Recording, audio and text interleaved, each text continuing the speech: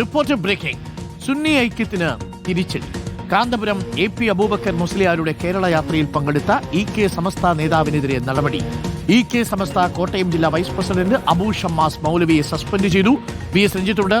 VS Ranjith, എന്താണ് സംഭവിച്ചത്? എന്തിനാണ് ഈ സസ്പെൻഷൻ?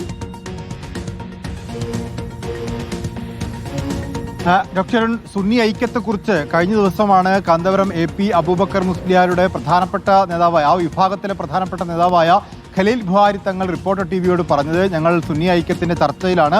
രണ്ട് വിഭാഗങ്ങൾ EK AP വിഭാഗങ്ങൾ മാനസികമായി ഐക്യപ്പെട്ടു എന്നൊക്കെയാണ്.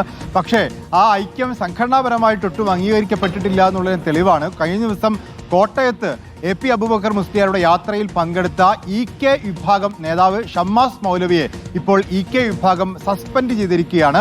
EK വിഭാഗത്തിന്റെ കോട്ടയം ജില്ലയുടെ ഉപാധ്യക്ഷനാണ് ഷമ്മാസ് മൗലവി. ആ പരിപാടിയിൽ പങ്കെടുത്ത് സുന്നി ഐക്യത്തെക്കുറിച്ച് സംസാരിച്ചിരുന്നു. അതേ ദിവസമാണ് ഖലീൽ ബുഹാരി തങ്ങൾ നമ്മോട് റിപ്പോർട്ടർ ടിവിയോട് അത്തരത്തിൽ സുന്നി ഐക്യത്തെക്കുറിച്ച് പറഞ്ഞത്. പക്ഷേ അത് EK വിഭാഗം അംഗീകരിച്ചിട്ടില്ല എന്നുള്ളതാണ് ഇപ്പോൾ ഈ നടപടിയുടെ മനസ്സിലാവുന്നത്. ഏതായാലും സുന്നി ഐക്യം വിദൂരമാണ് എന്നാണ് ഇത്തരത്തിലുള്ള നടപടിയിലൂടെ നമുക്ക് മനസ്സിലാക്കാൻ സാധിക്കും.